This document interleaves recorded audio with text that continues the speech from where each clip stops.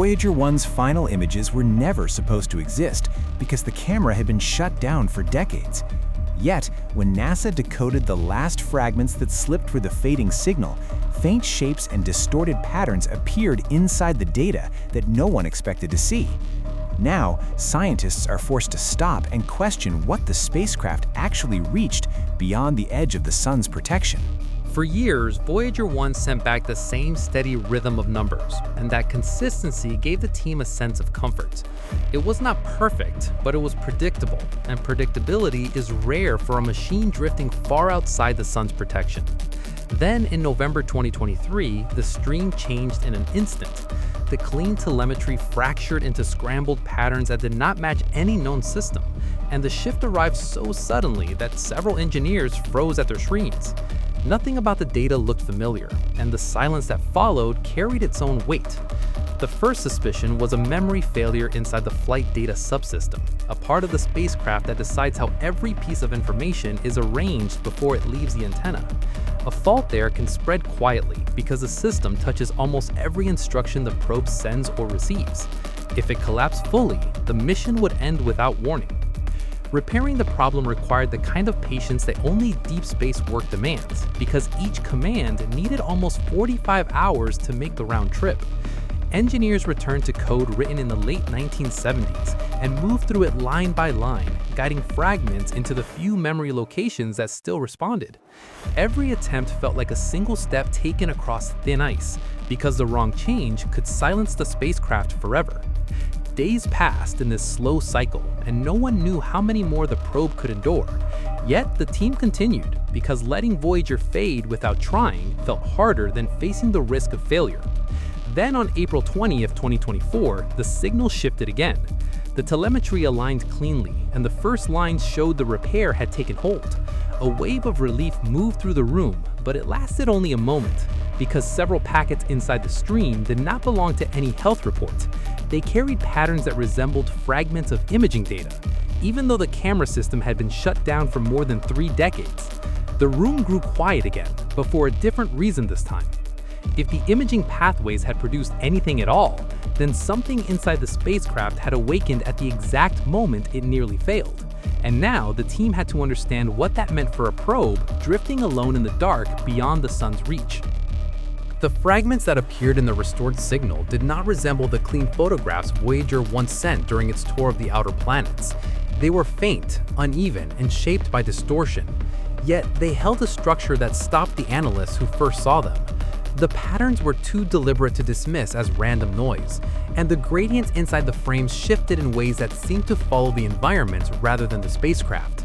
Some researchers suggested that the memory fault had briefly reactivated parts of the imaging system, even though no command had been sent to wake it. Others believed the data came from a mixture of degraded camera pathways and plasma readings that crossed inside the damaged memory. Both ideas were possible, yet neither explained why the patterns appeared with more intensity than older background distortions. The timing made the situation harder to ignore. These shapes emerged only after the spacecraft survived the fault that should have silenced it, and they grew clearer as the repaired memory began to stabilize. It was unusual enough that several engineers went back through earlier telemetry, hoping to understand whether the spacecraft had been drifting into a region where normal behavior breaks down. The working theory soon shifted toward the environment around Voyager, because the patterns resembled changes the probe had already recorded in its plasma sensor. The gradients lined up with small shifts in particle density, and the curved streaks matched the pressure fluctuations that had been growing stronger over recent years. This meant the images, if they could be called that, were not meaningless artifacts. They were linked to the same forces shaping the region Voyager had entered. Even if the true explanation is simple, the emotional weight of the discovery was hard to ignore.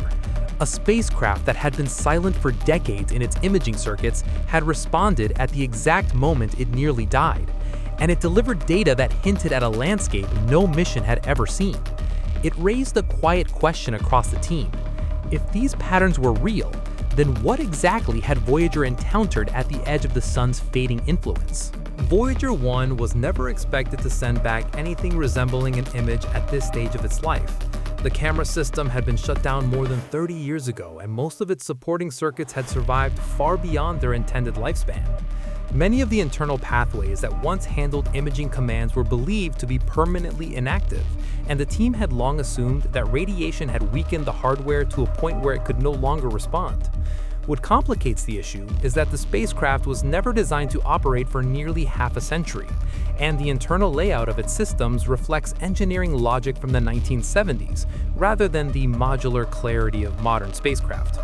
Subsystems depend on one another in ways that are not always obvious, and faults can cause signals to leak across channels that no longer follow their original design. Once radiation begins flipping bits and weakening circuits, the boundaries between functions become less certain. This is why some researchers believe the final frames were produced by hybrid telemetry rather than a true camera activation. When corrupted memory overlaps with environmental readings, the spacecraft can generate patterns that mimic image fragments even though no camera lens is involved. The surprising part is that the shapes inside Voyager's last frames lined up closely with plasma changes recorded by its functioning sensors at the same moment. The patterns were not random, and they moved with the same rhythm as the surrounding environment. This connection forced the team to reconsider how much information a failing system can still carry when the environment around it becomes unstable. If the region beyond the heliosphere contains sharper gradients or stronger pressure shifts than expected, those forces can influence every part of the spacecraft signal. It also raised a quiet concern. If the environment had been changing this quickly, then Voyager may have been hinting at these conditions long before the images appeared. As engineers traced earlier readings, they found small variations that had been easy to overlook when the signal was stable. These subtle shifts now appear to be part of a larger pattern, one that suggested Voyager was entering a region where the interstellar medium behaves differently than models predicted. The possibility added a new layer of meaning to the final frames, because they might not have shown a failure at all. They might have shown Voyager crossing into a part of space no spacecraft has ever measured directly. The strange part about Voyager 1's final images is that they were shaped by choices made long before the spacecraft ever reached deep space. The people who designed the mission in the 1970s built a probe meant to survive a 5-year journey, not a 50-year odyssey.